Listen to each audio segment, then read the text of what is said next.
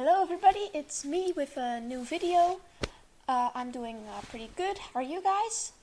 We've got a holiday right now, so that's really nice. And my dad and my two younger siblings have watched the first Hobbit movie together, which was fun. I know a lot of people don't really like those movies because they split the entire book into 3 movies, but I liked it. I've only watched the first one. But I liked it because, you get all the extra stuff that I haven't seen yet because I haven't read the Silmarillion. Anyway, in case you're wondering, my favorite character is Sebastian the Hedgehog, and anybody who cannot fight because I cannot fight either, and that makes them relatable. And also Radagast because I know he can fight, but he saved Sebastian the Hedgehog's life, so that counts. I would also like Thorin because of the emotional depth, but he's acting really badly, and I know it's not going to change because I've read the book, so yeah, I'm not gonna get attached to him. I do like that Azog's still alive though, because it creates drama, and I like that in a movie. Anyway, onto the video. You all know that my family is homeschooling the kids, that includes me. And I remember one of my favorite things to do when we still lived back in Netherlands was to go out in the middle of the day when every single other child was supposed to be at school, and then to buy something, for like a science experiment. Because it was really fun because everybody kept, looking at you, and it was like, you're actually completely allowed to be doing what you're doing, but it felt naughty anyway, so that was fun. Nobody ever really said anything about it, which was very disappointing. But I also often, I'm very extrovert, so I used to talk about it a lot because it would get me attention, and I liked that. And people would have a lot of questions, and there would be a lot of stereotypes, which nobody ever really expressed to my face, but they were there. There's all the usual, not being socialized enough, not liking it, not having enough friends, being very smart or being very dumb, stuff like that, the usual stereotypes. But there was one stereotype that I never really encountered, and that was the hippie stereotype. And I did not actually know that people regarded homeschoolers as hippies until I began reading books by non-homeschooled authors about homeschoolers, and it was like, okay, some people have not done their research. And such a book will usually be like, this otherworldly, naive, hippie, who is a martial arts enthusiast and then goes to public school and encounters these all new things called wedgies and peer pressure. Quick question, I've never been to a secondary school, and honestly, every single book like this mentions wedgies. Do people do that?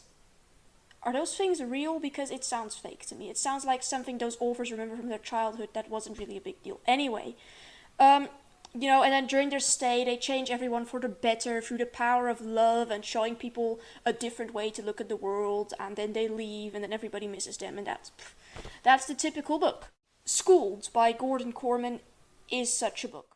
13-year-old Capricorn, Cap for short, has lived his entire life on a farm called Garland with his grandmother Rain. When Rain falls out of a tree and lands in the hospital, Cap needs a place to stay for, while she's in the hospital. And he finds a home with a social service worker, Mrs. Donnelly.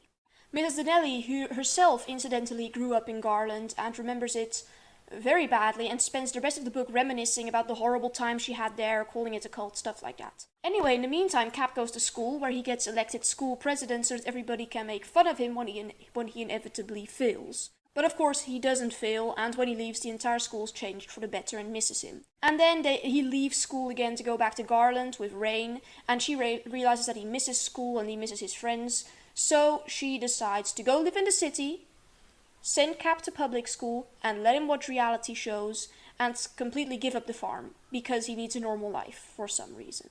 I think my main issue with the book is how it portrays homeschoolers as literally the most out-of-touch people ever. I mean, Cap is a good example. He has never seen a girl up close, he's never seen a policeman up close, he doesn't know what 911 is, doesn't understand how lockers or speakers work, and for some reason he doesn't understand the phrase "get a life." I am willing to admit that some homeschoolers might be, and I say might, be, 60s type hippies who grow their own food and are vegetarian and wear braids in their hair and believe in Zen Buddhism. I'll bet they exist. And I'm also willing to acquiesce that a very small part of homeschoolers is very sheltered. And I'll even acknowledge that some homeschoolers are so sheltered that it could be considered abusive. But we're down to a very small part of homeschoolers now, a very tiny percent, really. Most of us understand how money works and what a handshake is. I also feel as if this book didn't require that much research. If the author had done his work, he would have realized that homeschoolers are more socially advanced than their peers. If he had done his work, Cap might not have been a liberal pantheist, but a conservative monotheist. As it is, writing this book doesn't seem to have required much more than a very vague idea of what homeschoolers are about. All of the information on what hippies believed and did is common knowledge, is based on common knowledge, and I feel like all the things from the public school are based on the author's own younger life. This is just a very low effort, what if type of story that refuses to step out of any proverbial boxes. The ending to the book is completely ridiculous. So Rain realizes that Cap misses his friends. I understand that because he just got 30, 20, whatever, how many new friends he got, and then he's had to say goodbye to them again. So what does Rain do? Does she, I don't know, allow him to hang out with his friends every once in a while, seeing as they're only 10 minutes drive away and they have a truck? No. No. Rain goes big, or she goes home. Not only does she sell the entire farm they have, she then moves to the city. Cap is going to go to public school, and he's allowed to watch as much Tears and Trigonometry, which is the stupid reality show he watches, as he wants. This twist ending is honestly really dumb, because it makes Rain let go of all her previous convictions. And I'm sorry to break this to you, but if a parent thinks, or a caretaker thinks, they are taking good care of a child, they will not change the way they are taking care of that child just because the child feels a bit sad about it. That's not how parenting works, because every child at one point will, for example, not feel very happy about having to do chores, having to do school, having to eat their vegetables. The parents aren't going to be like, oh, it makes them sad, so we're going to completely overhaul the system and do something else. They might make accommodations. For example, Rain, like I said, might just have allowed Cap to see his friends every once in a while, but they're not going to change every single thing they're doing. They believe that what they're doing is the right thing. And the underlying assumption of the book's grand finale is that homeschooling is the problem. If only Cap weren't homeschooled, he would have friends. If only Cap weren't homeschooled, he wouldn't mess up financially. If only Cap weren't homeschooled, he would know about real life. That's not how it works. And I don't see why Rain had to immediately go live in the city just for Cap to be near his friends. They had transportation, like I said. Furthermore, Cap going back to school seems very counterproductive to me, because he literally got beat up at school shortly before he left it. And really, watching Tears and Trigonometry is suddenly very important for a developing teenager? Okay. I don't see why on earth Rain would teach Cap all these things about non-violence and Buddhism and Zen and meditation, only to let go of all her convictions in the end. And the book is a bit vague about this too. I don't know whether she... there were two explanations that I think occurred. Either she didn't believe it in the first place, which would be dumb, or she just completely lost all of her convictions within 2 weeks because she saw that Cap was happier having friends. But it just doesn't work that way. You don't lose your entire worldview within 2 weeks.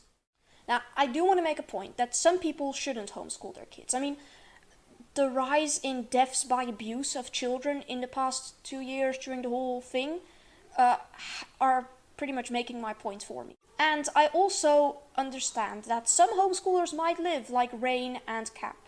And I think it's very wrong to only write books about these kinds of homeschoolers, because you're strengthening a stereotype, and the people who hear these stereotypes are the future lawmakers of our countries, the people who are genuinely concerned about all the kids who are being homeschooled, and therefore make so many laws that it's almost impossible to homeschool your children, and make life very hard for those of us who want to homeschool their kids and have never abused a child in their life.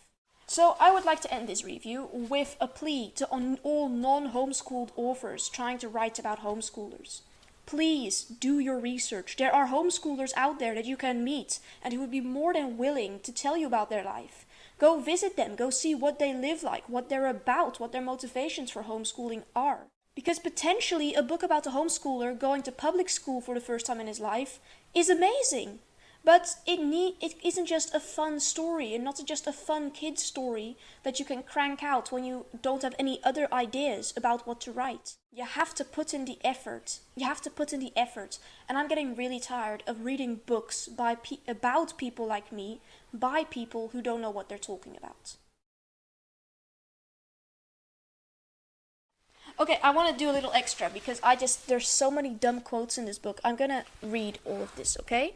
Let's see. Okay, I've got the notes over here. Oh, this one is so dumb. Okay. Um, Two kids are fighting in this school. Here. I was horrified. I'd read about physical violence, but this was the first time I'd witnessed it in real life. It was sudden and lightning fast. Wild, vicious, ugly. Homeschoolers usually have siblings, and if you have siblings, you know what violence is. Next. He's a vegetarian, of course. He wears a peace sign about his neck, of course.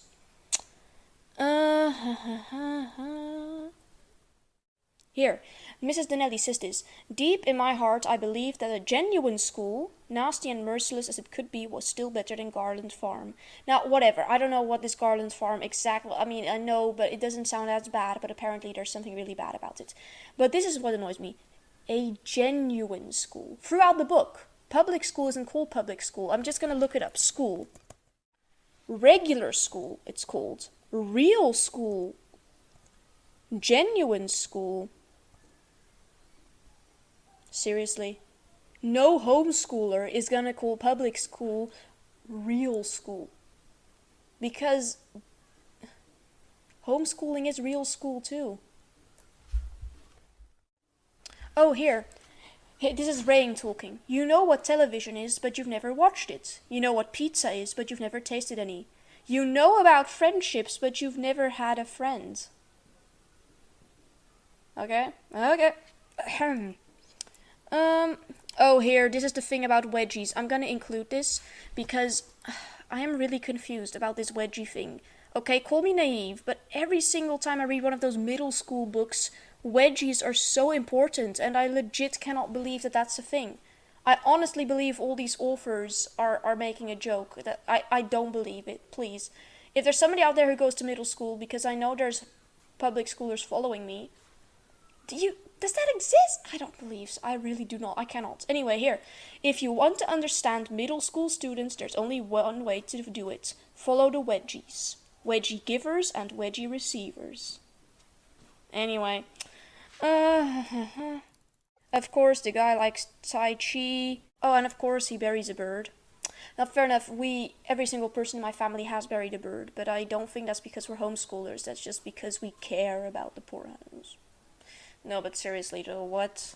Why is the only person who's burying birds in this school a homeschooler? Don't you all do that? If you find a dead bird, what else are you gonna do with it? You gotta give the poor guy a funeral. Oh, here. It sure was a strange and complex world outside, Garland. Two boys actually resorted to physical violence. I thought violence only happened in crimes and wars. You're an idiot. They also talk about him seeing girls only on the covers of books, but first of all, does he read those books? Because if he did, he would know what a handshake was. And secondly, if he doesn't, then why do they have them? Oh, here, this one's interesting. This is about his spelling test. Microprocessor, was that rain or the state? Which is basically showing that they don't trust the state, because he's wondering, is this word in my spelling list there because the state wants it to be there, or there because rain wants it to be there? Which, honestly, I'm gonna say it's not exactly wrong. Now, I'm not gonna say that all homeschoolers hate the state or whatever, but there is a reason people homeschool, and it's usually that they don't trust public schools. But they don't. This is a bit far. Like, is that rain or is that the state? Is that okay, or is that government mandated? Like, it's a spelling test. What is a microprocessor? This must be an old book, or I might be out of touch. I don't know. Microprocessor, whatever. Oh, and last bonus. This one's actually kind of interesting. At one point, he tells a girl that they don't have a doctor; they go to a vet for help. I mean, I don't know, I guess it works, they haven't died yet. But anyway, and she tells him, don't tell any social service worker this now. That's actually kind of interesting, because it is true that there's more suspicion of homeschoolers. It's easier to get in trouble with the government and to be accused of abusing your kids as a homeschooler than as a public schooler. And on the one hand, I get that. On the other hand, it's kind of scary. Anyway, that was it. Those were some stupid quotes from a stupid book. Other than that, yeah, I don't know. The author really wanted to make this a fun kids book that he just didn't have to put all too much effort into, I guess. But I didn't like it. I don't. Anyway, that was that. I'm going to enjoy the rest of my holiday. See ya.